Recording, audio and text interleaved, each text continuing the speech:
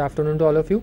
Myself Ankit Acharya, working as an assistant professor in Hasmukh Goswami College of Engineering, Vahelal, and today my content is GTU question paper solution of June 2010 of the subject of vector calculus and linear algebra.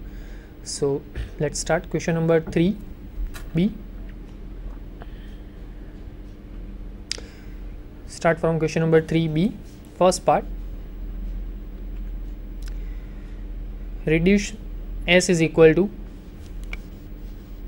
1 0 0 0 1 minus 1 0 4 minus 3 0 2 0 to obtain the basis of R3.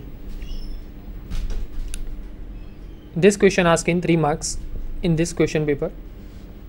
So we know that dimension of R3 is equal to 3. Okay, so definitely in any basis of R3, clearly we have 3 vectors, right? In any basis of R3, definitely that basis have 3 vectors, exactly 3 vectors, but here we have 4 vectors, right? So that's why we have to reduce this set such that we can obtain the basis of R3. So definitely we have to remove one of the vector and try to check that the another 3 vector are become a basis or not, right? That means just randomly we take first 3 vector, right? Just randomly we take these 3 vectors and remove this last vector. Okay, so this 3 vector, take first 3 vectors 1 0 0 0 1 minus 1 0 4 minus 3. So check that this determinant, try to check the determinant. Why we check this determinant? To check that the given set are linearly independent or not. So if these 3 vectors are linearly independent, these 3 vectors become a basis, right? So check the determinant 1 0 0 0 1 minus 1 0 4 3, okay, 0 4 3.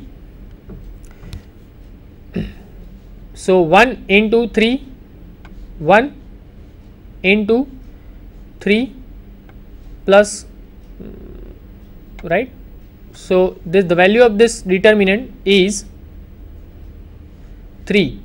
Okay, the value of this determinant is 3, right, which is not equal to 0. Hence given 3 vectors are linearly independent,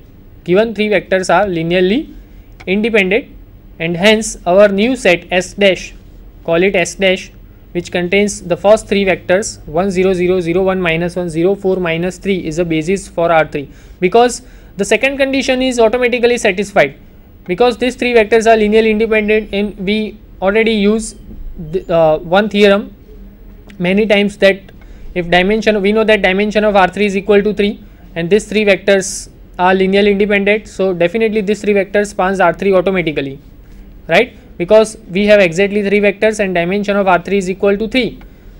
Okay, so this S dash is a basis for R3.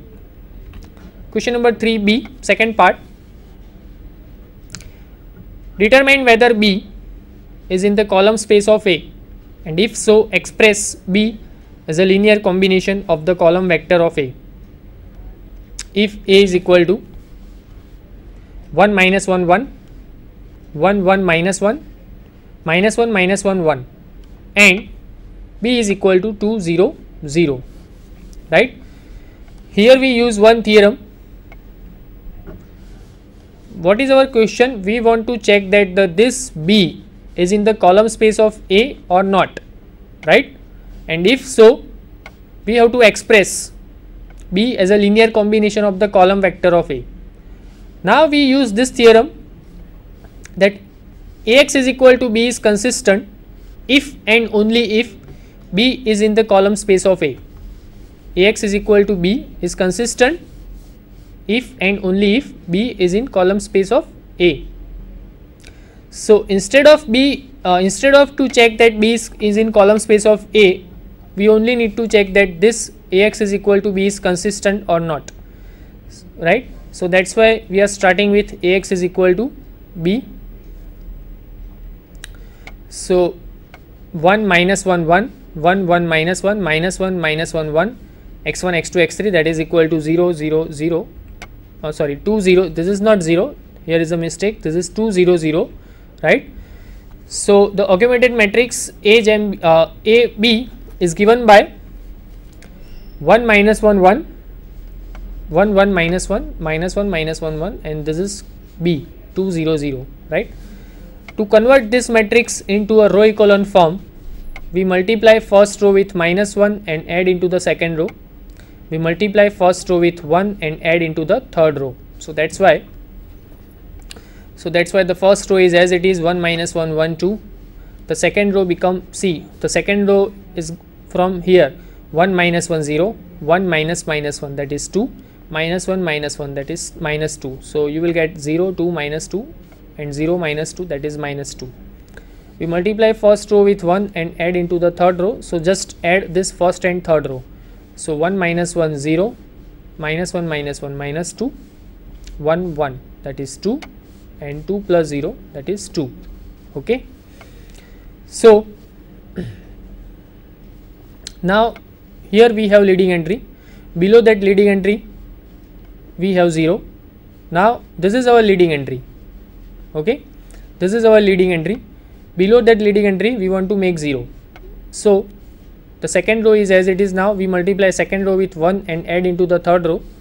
So the second row is as it is 0 2 minus 2 to minus 2. This is 0 0 0 0, right, because see second and third row are same, just changes in the sign. So whenever you add second and third row you will get third row is 0. So now this matrix is in row echelon form, correct. This matrix is in row echelon form. So x1, from this matrix you will get x1 minus x2 plus x3 is equal to 2, x1 minus x2 plus x3 is equal to 2, 2x2 minus 2x3 that is equal to minus 2, right. So 2 will be common.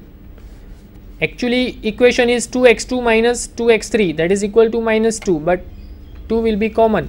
So that's why you will get x2 minus x3 is equal to minus 1.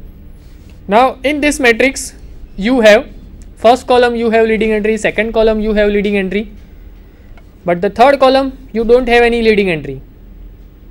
So that's why we suppose x3 is equal to t. So put x3 is equal to t in this equation. You will get x2 is equal to minus 1 plus t. Okay, and put the value of x3 and x2 in this equation. You will get x1 is equal to 2 plus x2, that is 2 plus x2 minus x3, that is 2 minus 1 plus t minus t. So t will be cancelled out, 2 minus 1 which is 1. So that's why the given system is consistent, because you will get the solution of x1 x2 x3. Okay, and hence B is in the column space of A, that is clear. Okay, because we already proved that Ax is equal to B is consistent. So using the theorem which we already discussed in this statement, see Ax is equal to B is consistent if and only if B is in the column space of A. We are starting from Ax is equal to B and we prove that Ax is equal to B is consistent. So hence B is in the column space of A. Now take T is equal to 1. Take T is equal to 1. Okay. So x3 is equal to 1, x2 is equal to 0, you will get x2 is equal to 0 and x1 is already 1, right. So you will get 3 values 1 0 1. So 1 into 1 1 minus 1,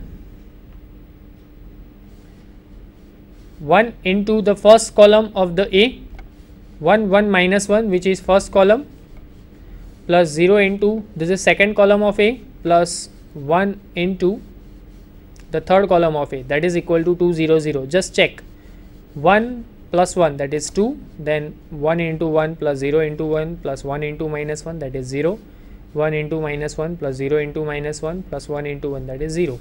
So definitely we can express B as a linear combination of the column vector of A. Okay, so here is the complete the solution of this question. Next solution, next question. Question number 3C, first part. If A, capital A, and M cross N matrix, what is the largest possible value for its rank? What is the largest possible value for its rank? And here is the answer. This question just asked in 1 marks. Here two questions, both question asked in 1 marks. And the first question is, we have matrix M cross N size matrix. What is the largest possible value for its rank? So the solution is, the largest possible value of its rank is minimum of M and N, right? Minimum of M and N. That means if you have suppose 3 cross 5 matrix, that means you have 3 number of row and 5 number of column, right? So the maximum rank of that type of matrix, 3 cross 5 matrix, is 3. Okay, the maximum possibility for the rank of the given matrix of the 3 cross 5 size matrix is 3, right? If you have suppose 5 cross 2 matrix, 5 cross 2, that means you have 5 number of row and only just 2 columns. So the maximum possibility of the rank of the given matrix is 2. Okay, right? So here is the complete this question. Next question, question 3C2. Find the number of parameter in the general solution of Ax is equal to 0 if A is a 5 cross 7 matrix of rank 3. Find the number of parameters in the general solution of Ax is equal to 0 if A is a 5 cross 7 matrix of rank 3. Now just try to understand that what is the number of parameter in the general solution of Ax is equal to 0. That is exactly the nullity of A, right? Nullity means what? Nullity, that is the dimension of null space. What is null space? The solution, the general solution of Ax is equal to 0. So this find the number of parameters in the general solution of Ax is equal to 0 is nothing but the nullity of the given matrix, right? And we have rank nullity theorem. We have rank nullity theorem, that is rank of a matrix plus nullity of a matrix, that is equal to the number of column of the given matrix. So that's why we use that theorem. The number of parameter in the, and we rank 3 already given. So the number of parameter in the general solution of Ax is equal to 0 is number of column minus rank, right? What is number of column? 7, because you have a matrix 5 cross 7. So 5 is number of row, 7 is number of column. So we use rank nullity theorem, right? We use rank nullity theorem. We have 7 number of column, right? And rank is 3, and we want to find nullity. And what is our rank nullity theorem? Rank plus nullity is equal to number of column in the given matrix. So that's why rank plus rank is 3. So 3 plus nullity is equal to 7, right? 3 plus nullity is equal to 7. So nullity is equal to 7 minus 3, which is 4. So that's why the number of parameter in the general solution of Ax is equal to 0 is number of column minus rank, that is 7 minus 3 is equal to 4. Okay, in this question asked in 1 marks. Okay, so question number 3 is complete. Here is the question number 3 or question number 3. So next question, question number 3 or.